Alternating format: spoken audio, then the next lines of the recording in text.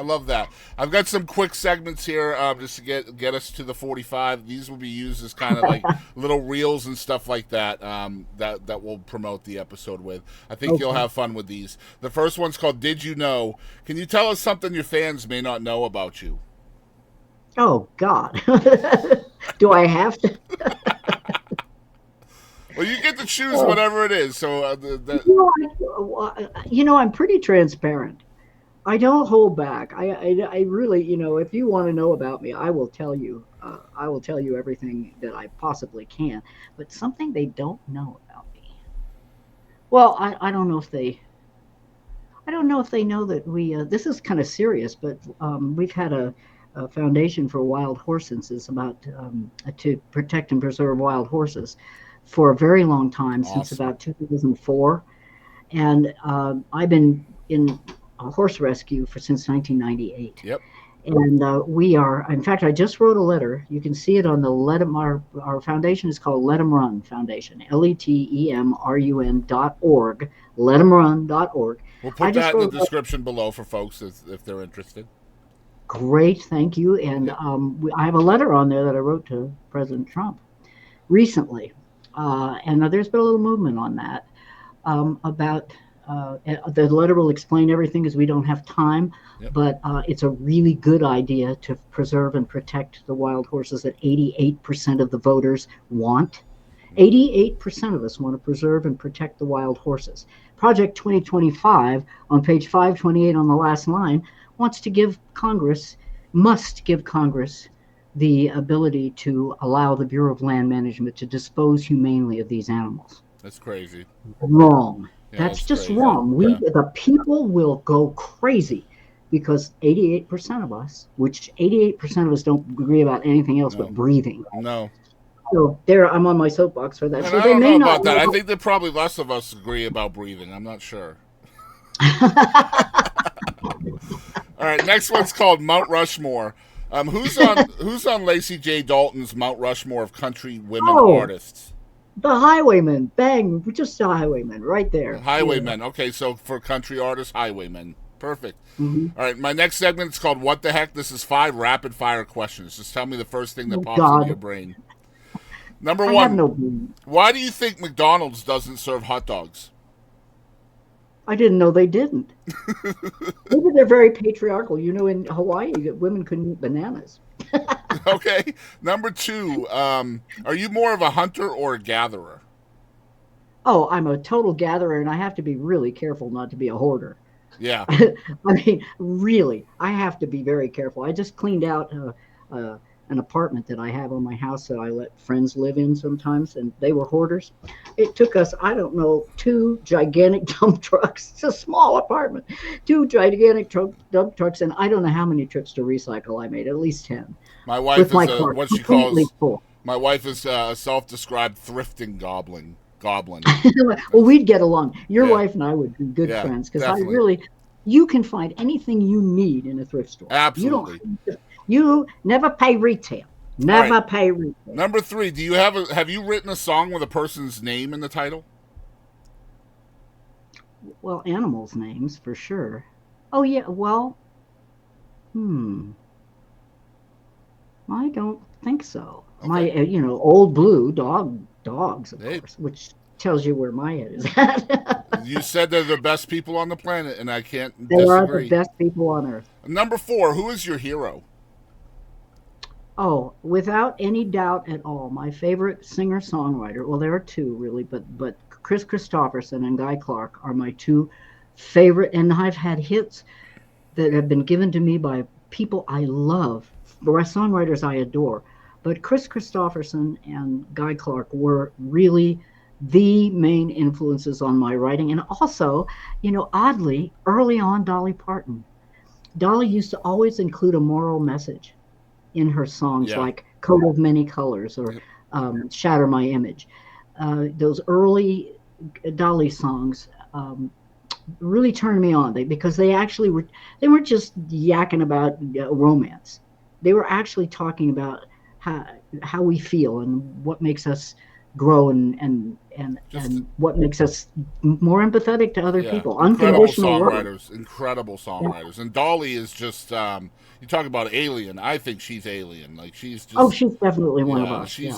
she's just incredibly like we need to wrap her in bubble wrap and preserve her at all costs, in my opinion. We do. All We right, do. last one on what the heck. What is the funniest thing you ever wore? Oh, I did the UFO festival with Merle and Willie, and I didn't have a costume. And I thought, I need to wear something really weird and different for this to, honor my alien parents. And so I couldn't find, there was this bathing suit I found. It was a children's bathing suit. I'm not very big. So I was able to somehow stuff myself into this iridescent, sort of silvery bathing suit top. And I had dealy boppers Feely poppers. for the whole show. And I got to sing all my alien songs, of which there are many. I have a song called The Wanderers, and I have a song called I Want to Go on a UFO and Leave This World Behind. Anyway, I've written some songs about that sort of thing. And that was one of the most wonderful shows I've ever done, but it was so sad because whoever was putting the show on, and I might have been Merle or Willie, they forgot to order seats for the people in this great giant stadium. So it was in what is the Roswell, New Mexico, Yeah. in the summer. So it's like 9 million degrees. Whoever ordered the porta potties, they ordered them from like 1939, and they had not been cleaned since. Oh I my remember they were the god. awful color of aqua, and there was a whole row of the porta potties. It was unbelievable. We had it. Willie's band locked themselves outside of the bus, so we had to, we Of had to course go they on. did. And it was just one of those things. It was one of Oh those my things. But it's a god. good memory. It was a great memory. And there's a terrible picture of me in this. The bathing suit thing was so tight that it totally flattened my not very big chest in the first place. And then the dealy bobbers were a whole other great Pre addition. TikTok, man. Why couldn't we have TikTok back then? That would have been great. There is a picture. I've seen You it. would It's have been viral easy really right bad. there. Oh, Um, it's on my website. That guy, I had no idea. It said there's a horrible picture on my website of me and Merle, both of us looking really horrible. Well, it was 300 degrees in Roswell, New Mexico. I don't know who took the picture, but God help us. all right, I'm looking for it. I'll have to We're find it not that later. bad looking, neither one of That's great stuff. All right, next segment's called One Artist. Who is one artist you wish the whole world knew about, other than yourself? Oh, I have to say again, Chris Christopherson, because there's so much wisdom in his songs. There is some real healing in his songs. He is really a planetary healer. And there are songs that he's written that we have not heard. They've not Yeah, really been out. We all know Bobby McGee, me and Bobby McGee. We know those songs, Sunday Morning Coming Down. But there are songs that he has written that have great healing in them. And I got to perform one of them. It was a minor hit. It went to 7 or something on the charts. It was called The Heart. yep. And it is the chorus of that song is the best advice ever. If they deal you down and dirty in a way you don't deserve, you'll feel better if you take it like a man or a woman. Because if you let them drive you crazy, girl, they'll shut your business down. Shake it off and get your licks in when you can, because the heart is all that matters in the end. The heart is all that matters in the end. We need to be fed this way. Yeah, We need to be fed this way. We need to be fed. And our hearts need to be fed. And in the Bible, there's a saying that I love that says, keep well the heart, for out of it come all the issues of life. And I believe that's true. all right, awesome. What is the biggest lesson you've learned directly from music? Oh, there are so many. But never give up. Never give up. There are 1,000 reasons to give up. I was going to tell you that story that made about Hal Hill, the horrible salesman, the alcoholic guy. I was in St. Louis, and I was in a period where I was fighting with the record company. I wasn't getting a lot of work, and I couldn't afford insurance for my guys' band insurance to go on the road. And went traveling from California to St. Louis with all their stuff that was, and I didn't say anything to anybody. I just thought we got to just pray that this is going to be okay. Well, in St. Louis, we were in a hotel with a chain link fence around it and razor wire, and even so, it was broken into and all the equipment was gone. And I had just read this book by Hal Hill, and I said, Hal Hill, who is practice the presence of God in the middle of difficulty, and see Right. what happens, an experiment. So I got on the radio that morning and they said, "How are you doing?" I said, "Well, I'm not doing very well because all of our equipment got stolen. We're going to have to rent all of the equipment to do the show tonight.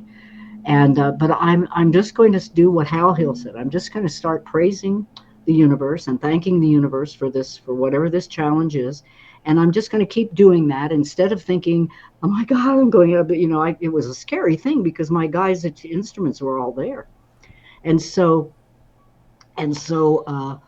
this woman happened to be listening to the radio at the time. And she called me up in the hotel, and God bless her. I never got to thank her. I was just so blown away. They let the call go through, which they don't usually. And she said, "Hello, is this Lacy J. Dalton?" I said, "Yes, it is." And she said, "I'm so and so. And I just want you to know." Now I'm praising God anyway, I'm doing the whole, thing, and I'm going, if not really believing. And, but doing it anyway with my whole heart. Because she said, "I believe I saw a bunch of boys take a bunch of musical equipment into a deserted house next to my house. Wow. Here's the address. If you go there, I think you'll find your equipment." Wow. And that was the first time I tested it, and it worked.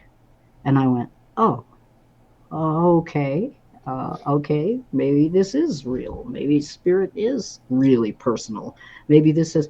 And since then, challenge after challenge, you wouldn't believe. If I wrote a book, I don't think people would believe it. I don't think they would believe it Mm-hmm. because I've had incredible challenges since then, just like that. We got every piece of equipment back except the toolbox of my road manager. Wow. So that was the first time that we Good did that, and stuff. I'm glad I got to fit that in because it's a Yeah, sorry if I cut you off earlier on that. I apologize for No, that. you didn't. I did. Okay. I get going and just blither. All right, next segment is called "Moment of Gravity." I love this question. It's such a cool concept. It's kind of a perspective thing, or reflective rather. When you look back at your career, can you kind of pinpoint a moment in your life that kind of was the defining moment that led you on the path to where you ended up?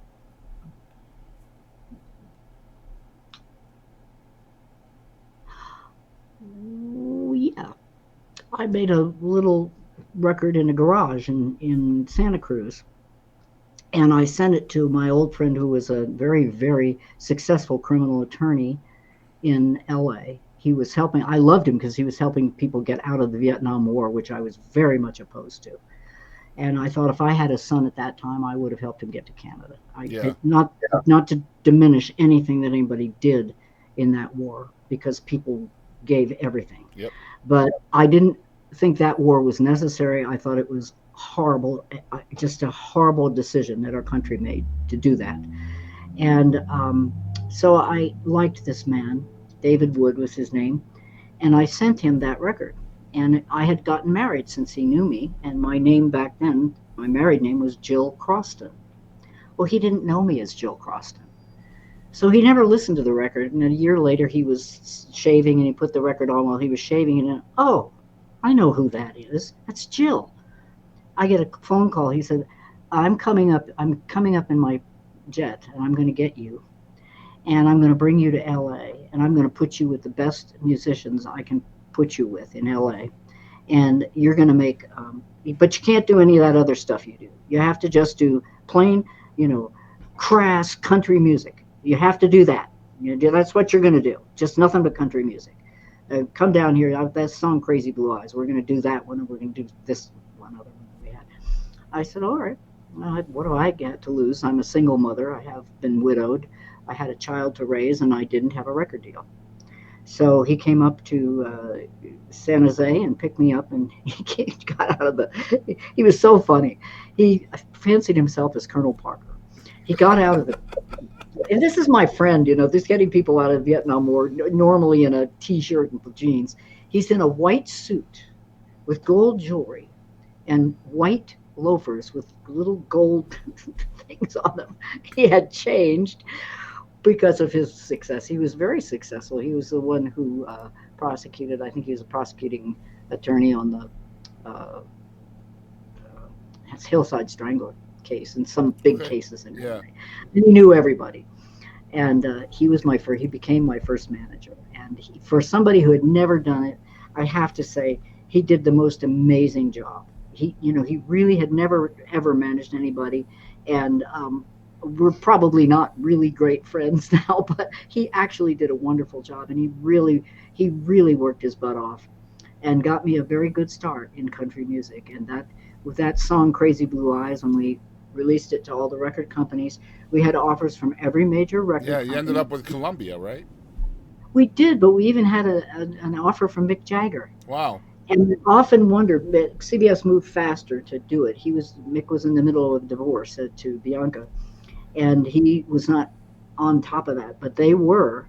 And I went with CBS because I'd always heard that Billy Sherrill was the magician and fabulous Yeah. person that he was. Yeah. He was He great.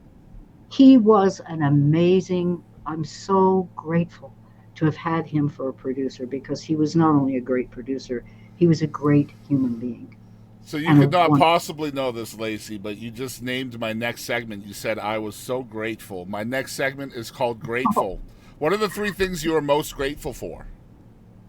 Well, my wonderful parents, my wonderful kids, my family, my wonderful manager, and the grace of God to keep going at this, far down the road, still working, no intent to retire. I'll probably die in the saddle, which is all right with me, except I think you poop your pants when you die, and that would be kind of awful on stage. So So I'm I, not I looking forward I to think that. that's like Maybe a I could do it 50-50 thing. I backstage. think I think some people do and some people don't, right?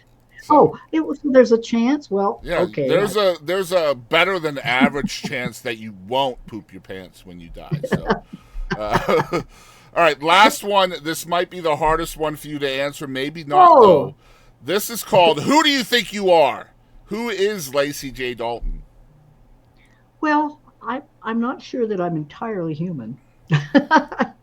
I think I may be a kind of some kind of a hybrid, and you know who I know is a hybrid is uh, the beautiful Taylor Swift.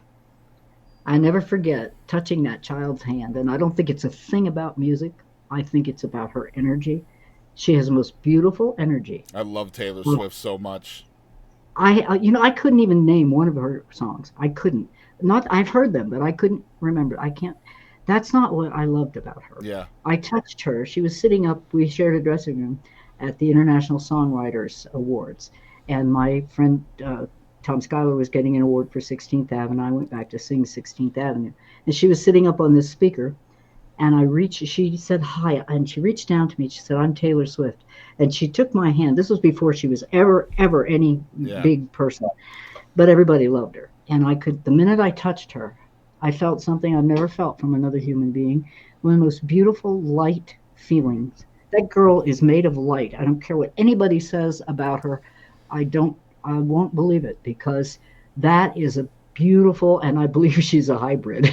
She'd probably be insulted if she knew I said that. She's She's also from Pennsylvania, so she's such she's an half incredible waterhead, human half being. waterhead like me. Like just beyond the music and the songwriting and all that, just a phenomenal human being. She does so much for other people.